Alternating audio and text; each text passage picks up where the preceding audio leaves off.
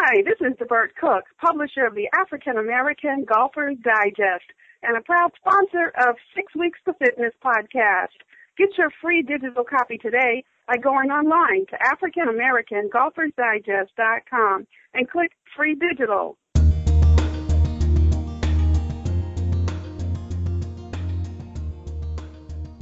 Hi, I'm Vince Ferguson, president of Body Scope of New York. Welcome to 6 Weeks to Fitness, episode number 19, where we hope to inform, motivate, encourage, and inspire you towards living a healthier lifestyle. Thank you so much for tuning in. Now, if you know of anyone in need of personal training, group fitness instruction, or nutrition counseling, please contact me at vince@6weeks.com or call 718-346-5852. Now, in this episode, I will be joined by actress, comedian, author, and TV personality Kim Coles. Kim will share some amazing stories about her career, healthy lifestyle challenges, and her upcoming one-woman show on Bounce TV, which will air on Wednesday, November 12th. Kim also reveals why she launched a program called Open the Gifts. You don't want to miss this very exciting episode. Now remember the words of Thomas Edison, who said, "Our greatest weakness lies in giving up. The most certain way to succeed is always to try just one more time." And now that's worth thinking about.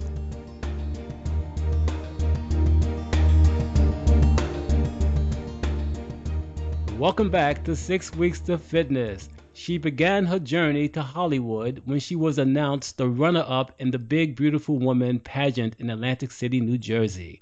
She was able to turn her beauty pageant success into a modeling career. She's been called Dr. Mary, Dolores, Bonkeisha, and most lovingly, Sinclair. She's an actress, comedian, author, and she's a native New Yorker, straight out of Brooklyn. She's the one and only Kim Coles. Kim, how are you today? I'm fine. It's so funny. I'm trying to figure out who Dolores is. Who was Dolores? Oh, wait, don't you remember Dolores? No, I don't remember who Dolores was. Oh, God, I've been in the business too long that I don't remember my character's name. Hilarious. Oh, my goodness. But you remember everybody else, I though. remember everybody else. Dolores, I must not have had much time as Dolores. That's hilarious. Yes, that was some time ago. Okay, good. But I want to thank you so much for being on the program. Thank you for having me. Thank you. Oh, my listeners, we have quite a few questions for you. But first, I want to know, where did you grow up in Brooklyn? I grew up in Flatbush, honey. Flatbush. I started actually in Crown Heights, Bedford and Maple, and then Yes. I moved to Lenox and Flatbush. Yes. Really? Mhm. Oh, lovely. Do you come back often? You know, I come back, but I don't get to Brooklyn really often because, my family is gone, and I have a few friends that still live in Brooklyn, but generally I come and I stay in Manhattan. I just don't get a chance to get to Brooklyn. Oh, well, we in Brooklyn don't like to hear that, though, Kim. We feel kind of left out. You know what I'm saying? Well, but if all my family and friends are gone, for me to come and just be nostalgic, it'll make me sad.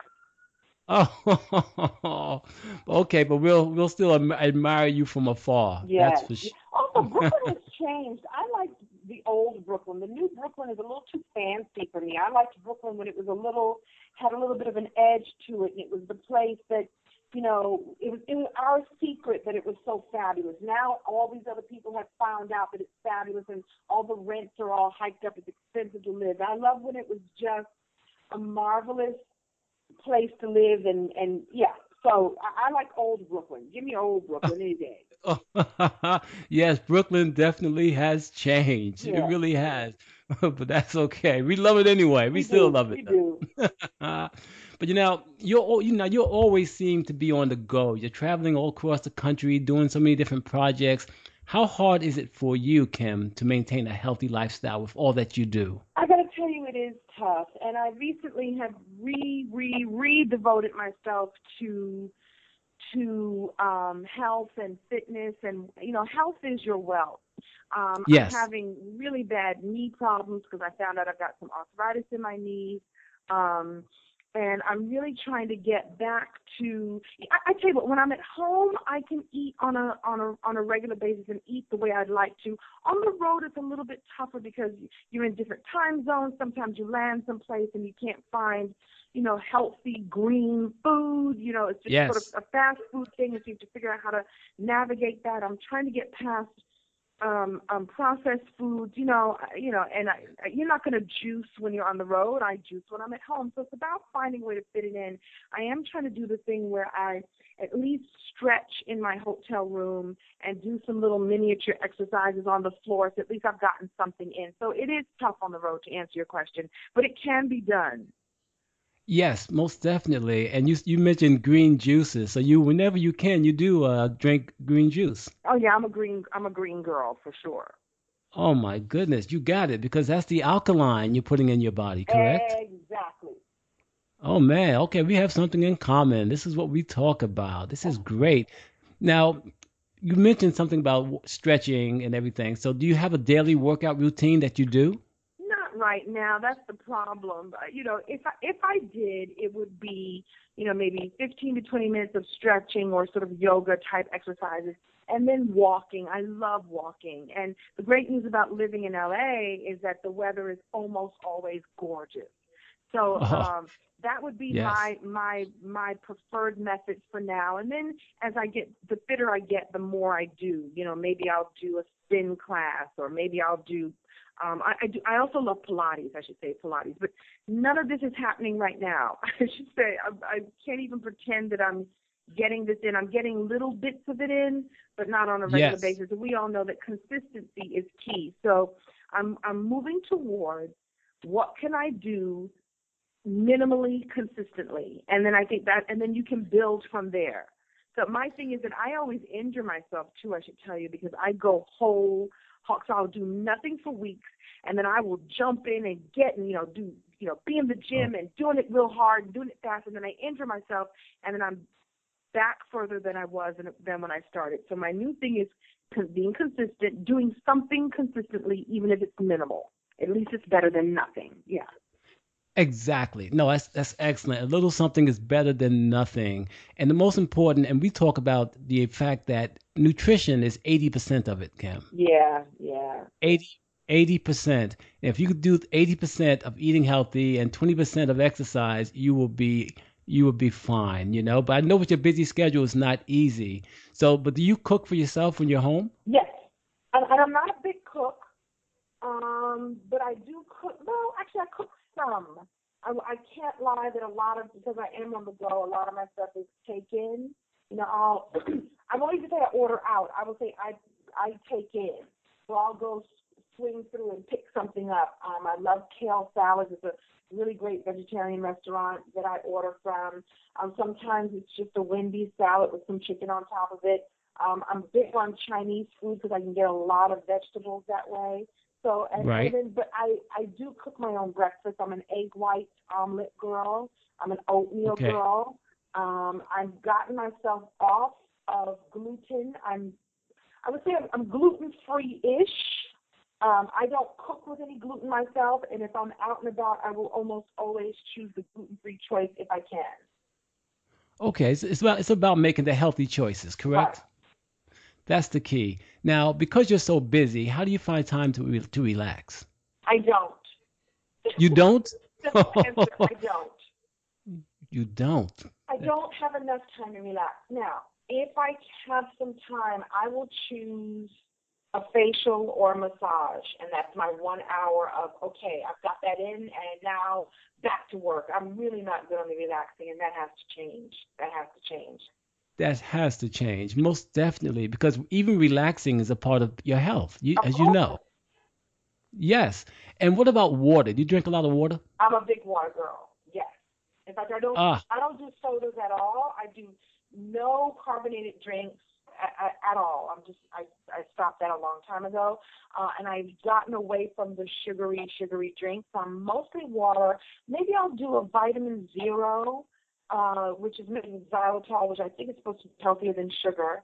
Sometimes I do juices, but I'm drinking water as we speak, and I'm a tea girl. I drink a lot of hot tea. Good for you. I mean, green tea is perfect for you, Kim. I drink that too. I have a whole collection of teas that are phenomenal. Sometimes green tea has a little bit of caffeine in it, and I do mostly decaffeinated teas and green teas if I really need the boost. Okay, good. That's very good. But then, and you mentioned also that you don't drink soda per se, which is great because of the sugar content, right? Right.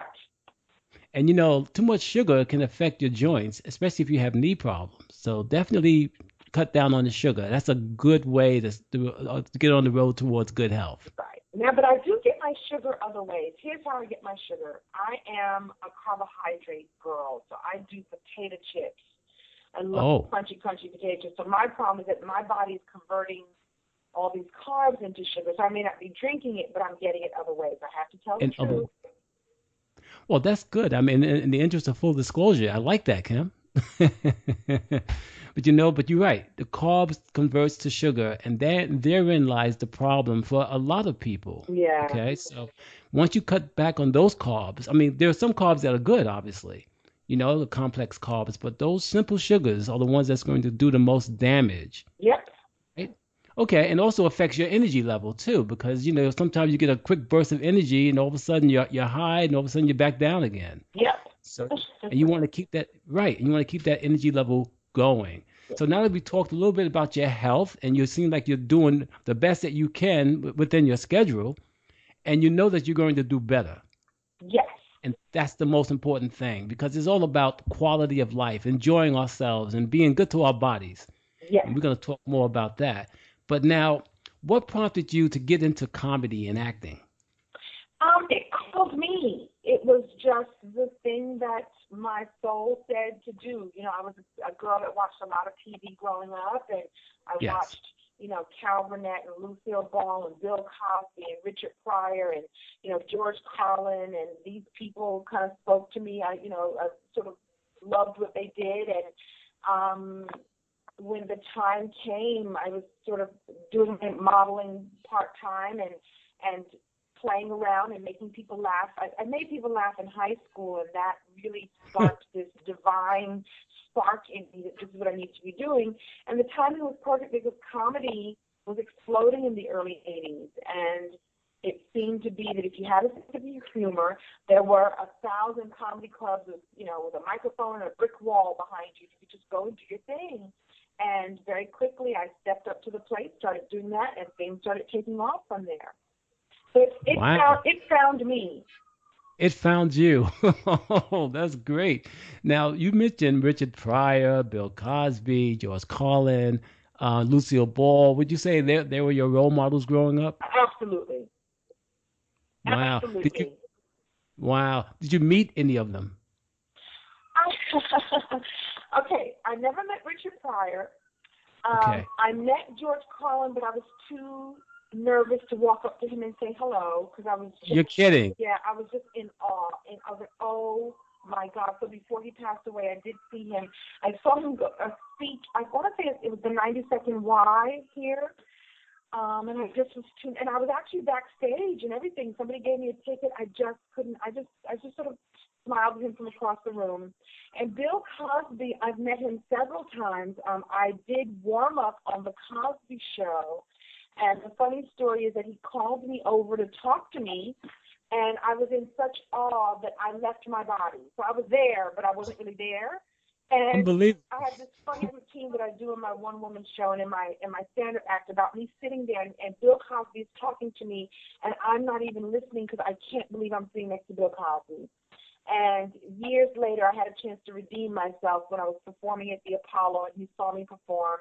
And he told Sinbad, because I was opening for Sinbad, he told Sinbad, tell Kim Coles to call me. I want to talk to her about her act. And he remembered everything I did, and he gave me great notes and said, this is what you should be doing. And it was just awesome. So I feel like I redeemed myself by finally paying attention to what, a master at comedy was saying. So, yeah, those are my stories. And I never got to meet the one.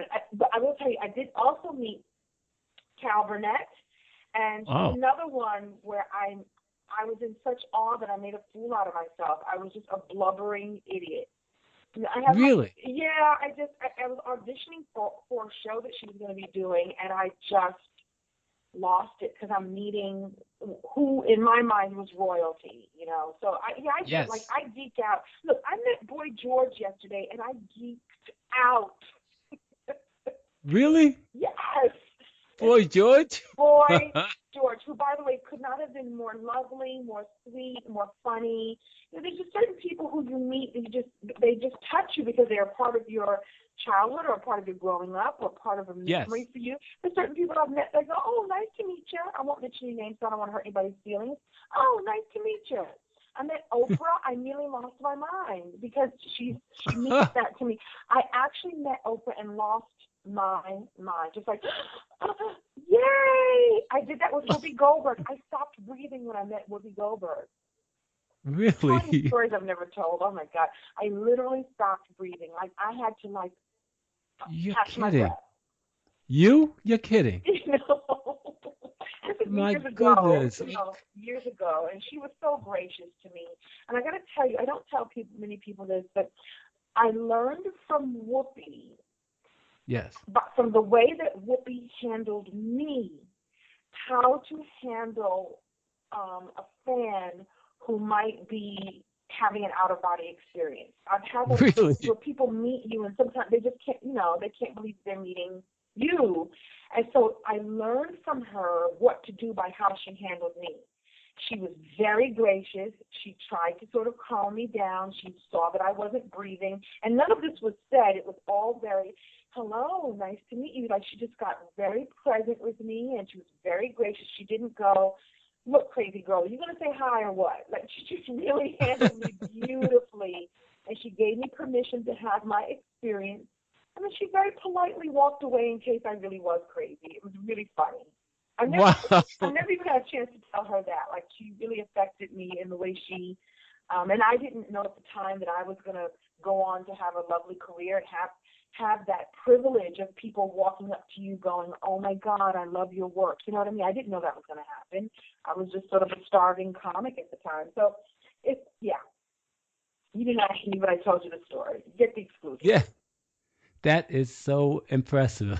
So amazing that would happen to you. Of course, I'm human, and I met Joan Rivers, who couldn't have been lovely, and it took me a minute to, I've met legends, and yes, it makes wow. me really, really happy to be in the presence of people who have gone on before, especially comics and especially women who've gone on to, pave the way for people like me to be able to do my thing. So it's kind of awesome.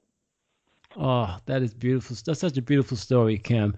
You have an impressive resume yourself with In Living Color, Frasier, 6 Feet Under, One on One, and the lovable and unforgettable Sinclair James on Living Single.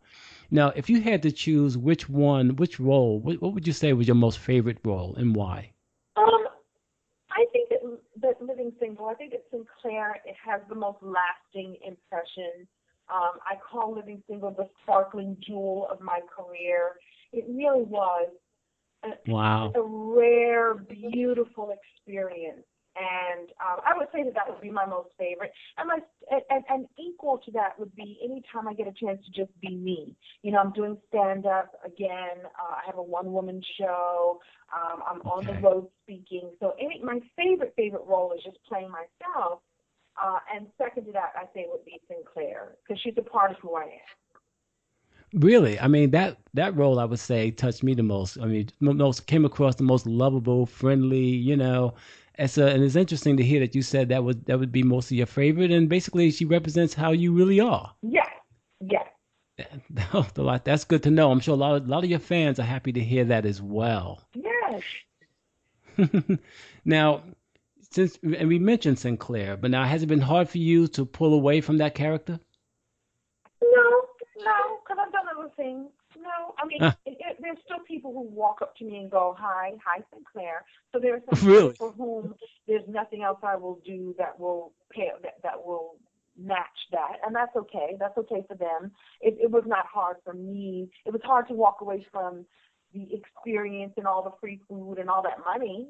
You know, the money was awesome, and the experience of being on a set and, you know, having family like that. You know, when you're on a show like that for 5 seasons, you become family with your crew, and not to mention the cast, but your crew and your writers. You have inside jokes. You know, you have little moments. People get married. People have babies. People's families, you know, thrive and all. And so I miss that, but life goes on, and I have that experience, and I wouldn't change it for the world. And that experience has informed a lot more that I've done, and I learned so many things I've taken with me as I go on. So.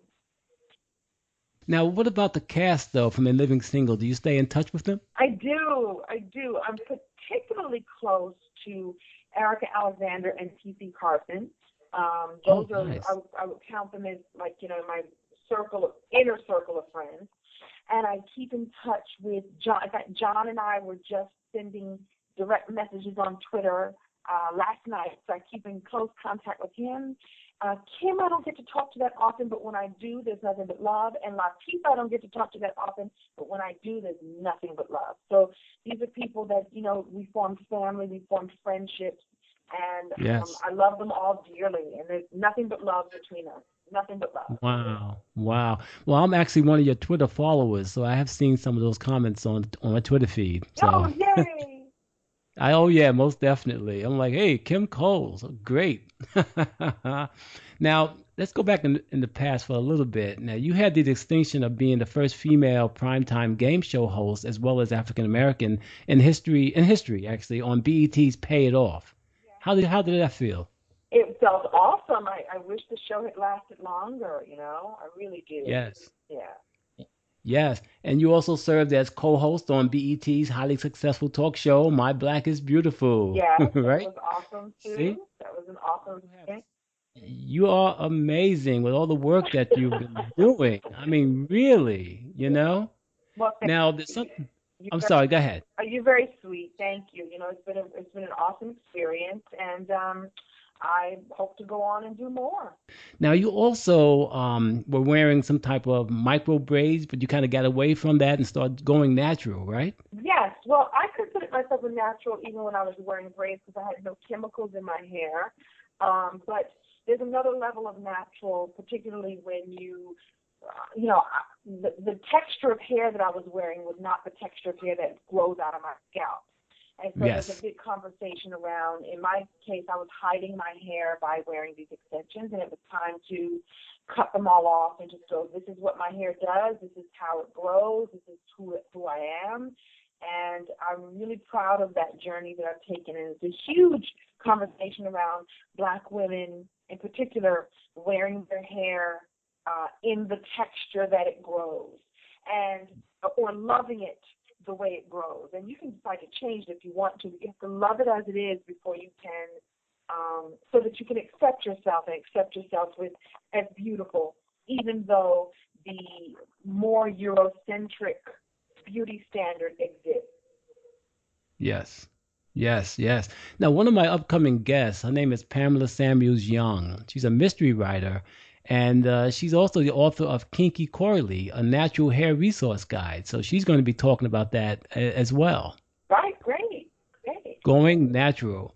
Now, you launched a program called Open the Gifts, GIFTS. Tell us about that program and how and why you started it. Well, yeah. So I went through a difficult time after Living Single was gone and after I wasn't working as much. The contrast, and that's why when you asked me, has it been tough to move on? It was in the beginning, but I went through the sort of, it's sort of a death in many ways, where you're not doing that thing that you thought you'd be doing. I wasn't working the way I thought I was going to be working. I went through a really tough depression, and the short version of the story is I had to come to terms with my value even if I wasn't on a TV show. Especially if you have had success in Hollywood, your worth is based upon your last gig. And if your last gig was a year ago, 2 years ago, 3 years ago, it's really tough to hold on to yourself when everyone is expecting you to be something else. And so out of that process came me working on asking myself the questions, what are my gifts? What can I do whether or not I'm on a TV show? And getting very clear that my gift is love and laughter. Just like I discovered it when I was in high school and then went on to do stand-up and all that, was like I don't have to be on a TV show to share love and laughter with the world. And so I got really present to that. And I thought, well, wait a minute. Maybe there's some other people who are going through some stuff too. What if I ask other people or talk to people about the same thing I'm going through, being what is your gift? And I came up with an acronym for GIFT: gratitude, intention, forgiveness, triumph, and self-love. And if you explore the principles of gratitude, intention, forgiveness, triumph, and self-love, you will unlock so many wonderful, you'll unlock the gifts that you already have inside of yourself, and you'll be able to share your gifts with the world. And I always tell people to go to openthegifts.com, and you get some information on the program. You get a chance to get my gratitude journal. And I do believe that gratitude is the first piece to unlocking all the good that's in your life. It's being grateful for what's already present. Yes. And then you move forward and move deeper into figuring out what your gifts are. And the bottom line is that you should only be doing the thing that lights your soul up. You shouldn't be doing what your parents told you to do. You shouldn't be doing what society tells you to do. You should be doing what makes you happy. And you will, you've heard this phrase before, if you do what makes you happy, you'll never work a day in your life. It won't feel like work. It'll feel like, your gift. You're doing what you do. I bet that fitness and health is your passion. And so you do it with passion and you succeed at it because it's what you're meant to do. You should not be doing anything else. This is what you should be doing, and you will succeed at doing it because it is your gift. Sound like you're preaching to me, Kim. Yes, hallelujah. Now you said that we can find out more about the gifts at openthegifts.com. Yes, openthegifts.com. There I have a page where I give you a blurb about what Open the Gifts is about. I also go on the road and I speak about opening your gifts.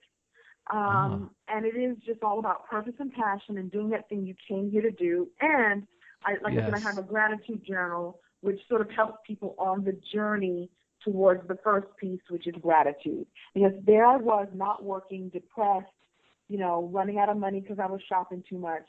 And when I got real present to what I was already grateful for, it's amazing how so many things began to come in. And you can call that God, you can call that the universe, you can call that source. Yes. Source gets happy when you get connected to what you're supposed to be doing. Oh, that is so beautiful. And you said you're also a speaker, so you go around the country speaking on this issue.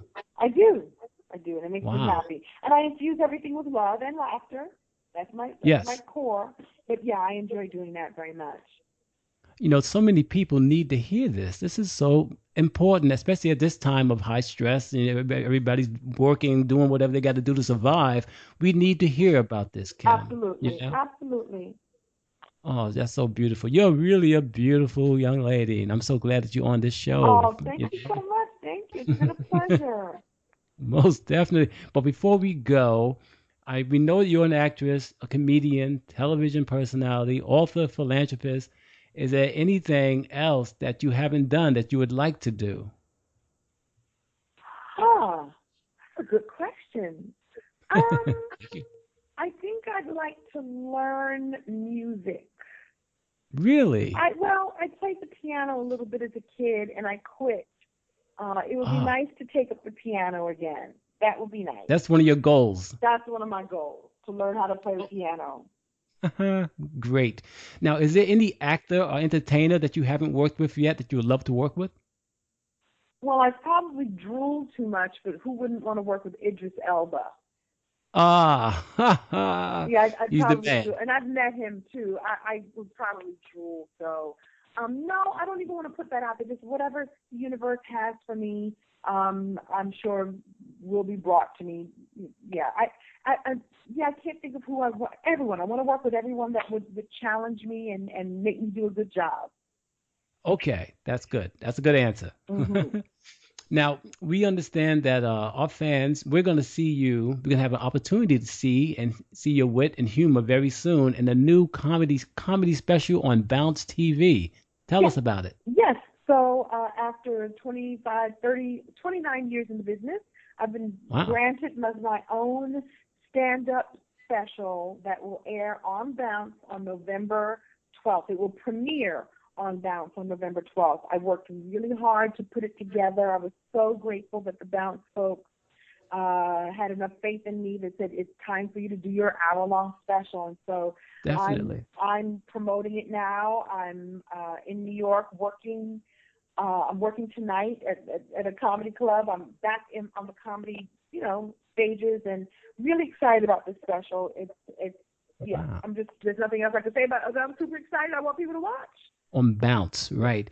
And I want to make sure when the episode goes up, we're going to actually mention that in our e-blast that we're sending out, and it'll also be on my website, so my listeners will know to check you out on Bounce on November 12th. Yes. Now, is this an ongoing project, or just once at one time? It will air again and again and again, but I've already shot it, and so that's a trick question. So it will air more than once, but it was a one-time Okay. thing. I don't know if Yes. maybe they'll call me to do another one. I don't know. And let me say this, putting together an hour of material takes a long time, so I'm hoping that they don't ask me to do one for a while. It's a lot. Because in order to put together an hour, you need at least 2 hours of material. So it'll take a while. Wow. I would imagine just like preparing for a speech, correct? Yes. No. No. No. Really? Okay. Well, because a speech doesn't require, with stand-up, you are required to make people laugh. Yes. So a speech you can tailor it to affect an audience a particular way, but stand-up, in order to be effective, must affect people a certain way. Do you get what I'm saying? So there's a certain number of laughs that you need to get in order for this to be special. So a speech can be, to me, a speech can be created in a vacuum. I can write a beautiful speech and test it out on an audience and time it so that it has a up and a down and a sideways move. But stand-up requires, each joke has an up and a down and a sideways move. Do you know what I'm saying? So it's a Yes. bit more work. It's a bit more. Yes, I mean you're a professional at it, so I get it. I get it. Yeah. That's a lot of work. Oh boy. Yeah. So, but what's next for Kim Coles though? Be after the comedy special. What's next for you? Well, what's next and what's ongoing is I have a one-woman show called Oh, But Wait, There's More. I'm on tour with this special right now, and I'm producing it myself. I'm off and on tour, I should say. Okay. And that show makes me really happy. I'm also behind the scenes creating some content for television, and I'm excited about that. To go behind the scenes and create is a wonderful, powerful place to be, so I'm hoping that works out well. And Yes. I don't know, whatever else the universe will open up for me, I'm open to do. Well, that's really excellent because you allow yourself to receive whatever it is coming in. Absolutely, absolutely. Sometimes we kind of like close ourselves to anything that happens by not accepting things as they are, at least accepting what's coming your way, and you're basically open to the universe to give you what it is it has to give. Exactly.